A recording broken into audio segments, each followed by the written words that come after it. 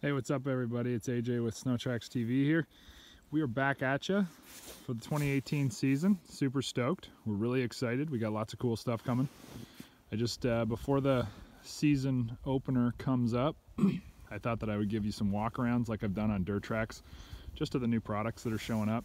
Stuff that's coming in every day. We've had some things kicking around for a little bit, and we just want to walk you through some of the cool products that are here and some of the sleds that I'm excited about for this season, this being one of them. I'm the off-trail guy around here. That's kind of what I love to do, and the SKS is pretty much the ultimate off-trail crossover for us flatlanders. I mean, it's definitely more skewed towards being off than on trail, but it can do both. Yeah, it does have a a big old, I think it's a Series 5 track on it. We had one with the competition 225 on it that was just incredible. This one's got a little bit deeper lug at 2.5, but I think it's going to be a really cool sled this season to get off trail and do some playing with, so look for some cool stuff there. Definitely we'll be doing some updates on social media and whatnot, doing some YouTube videos of just out messing around this winter. And yeah, this sled is pretty much the ultimate off-trail sled for us flatland guys. We've also got a Switchback Assault coming, which I'll do a little update on that in the near future, but it's not here yet. And yeah, I don't know. I'm pretty stoked about it. I don't know what you guys who have SKSs think about them. I haven't really talked to anybody who's been too upset. I mean, just everything from the the front suspension components, the way that you can replace stuff if you clip a tree or a rock or whatever. It's so easy to switch out the front end on these things. It doesn't bend. If it does bend, then probably your biggest worries are not replacing an A-arm. You probably got larger problems. But yeah, this sled has been a top pick for me playing off trail, and I'm excited to see what comes of it this winter. We already got some pretty decent snow here. It's piling up in this area of the province in Ontario, Canada, and I know that in a lot of the Midwest areas they're getting just absolutely pummeled with the stuff. I hope to take this thing out in the next couple of weeks and get some cool YouTube GoPro videos for you guys and get it off trail and play a little bit once we get a bit more of this fresh white stuff. But for this season, the SKS is pretty much the same. There's not a whole lot done to it. Lots of graphic changes and whatnot. This is the all black, kind of blacked out version. I like it. I think it looks cool, but it doesn't do anything for it off trail wise. But yeah, I'm just stoked to get out and ride this thing. It does have the full GPS dash, which is pretty cool. I love that option on Polaris sleds. It's something that's definitely worth the upgrade. Gives you full road maps as well as trail maps, all that cool information. And for playing off trail, I find this to be really helpful. Yes, you do pay for it. It's a bit of an upgrade, but the funny thing is, a lot of people who are buying Polaris sleds, and this is right from the dealers that we've talked to, are now asking one of the first questions when they know the sled that they want. They say, oh, does it have the GPS gauge in it? Does it have the GPS gauge? And that's been a big upsell from what I've been told by dealerships, is that people have seen this, they played with it in the showroom, they've seen it out on the trail and talked to people or ridden with folks who have one, and now they're kind of associating it with being a must-have. Yeah, it's a premium feature, but it's really cool. The first couple of times you use it, you'll totally get what I'm talking about.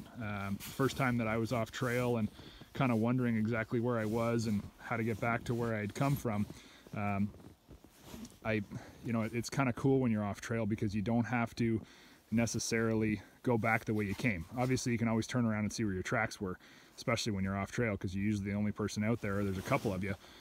But that's kind of the easy way. I don't want to go back the way I came. I want to go some other way. And when you've got that GPS dash, it's just so cool because you can find out where you can cruise through the trees to, where you're going to come out, if there's a main road that you can run a little bit of road to get back to where you were, or if there's a trail that you can jump onto and then sneak back to wherever it was that you were riding or wherever you started from. And that really helps out. Yeah, you can use a cell phone, but a lot of places that I ride, you don't get great cell service, and typically you want to keep that cell phone somewhere just in case there's a something goes sideways or you really need to get out of an area. And having the GPS in the dash means you don't have to pull your phone out, you don't have to look for anything, you're just riding. And worst case scenario, it gets a little snow covered, you dust it off, and boom, there you go, that's where you're at.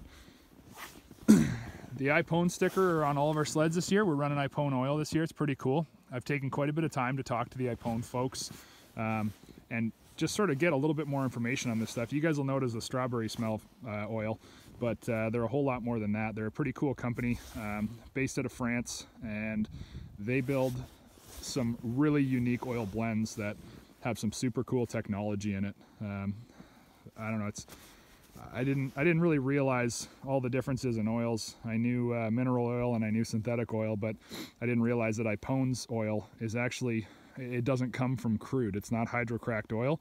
It's a man-made synthesized oil that's made in a lab, and it's pretty cool stuff because it's naturally attracted to steel, so it sticks to the cylinder walls.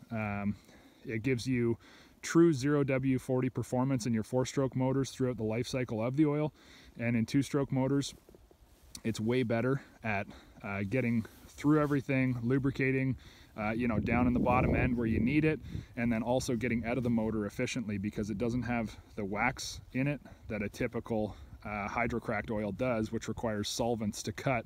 Over time, the solvents you know, burn out of that oil, and then you're back to having an issue of buildup and, you know, all kinds of different things in the valves and whatnot, the power valves that is, on 2-strokes. So this is just something that I was interested in, and something the Ipone guys kind of have been telling us about recently. But if you're looking for oil this winter, check out Ipone because they really do produce a super high quality oil that's a little bit different than everybody else's, and the additives and the stuff they do put in are really, really high quality. So check them out if you're looking for a good quality oil this season, whether it be 4-stroke or 2-stroke, snow bike, or, you know, anything that you're running in the wintertime. Their stuff is pretty top notch, and yeah, they've got all kinds of other cool stuff too, cleaners and polishes and a little bit of everything, but it's a cool company.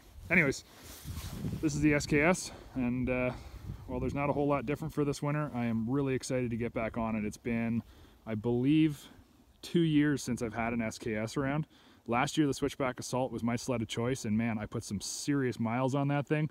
I let a couple of people ride it and sort of get a feel for it, and funny enough, the one fella I let ride it for just a little bit went out and bought it this year from our dealer that we work with, and he's super stoked. He put a wrap on it, and he's just amped to get out and ride with us. So I'm hoping this year I have as much fun on the SKS as I did the Switchback Assault last year, and I'm going to shoot both of them out kind of just in my own mind, because we have one of each this year.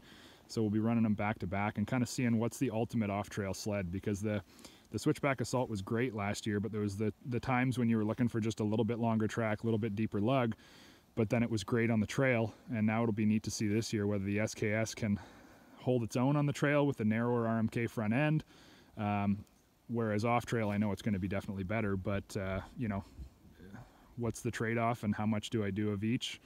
I think the SKS is probably going to fit this year. So anyways, that's a quick little walk around. I know there's not a lot new on this vehicle for this season, but yeah, we're amped to get out and ride.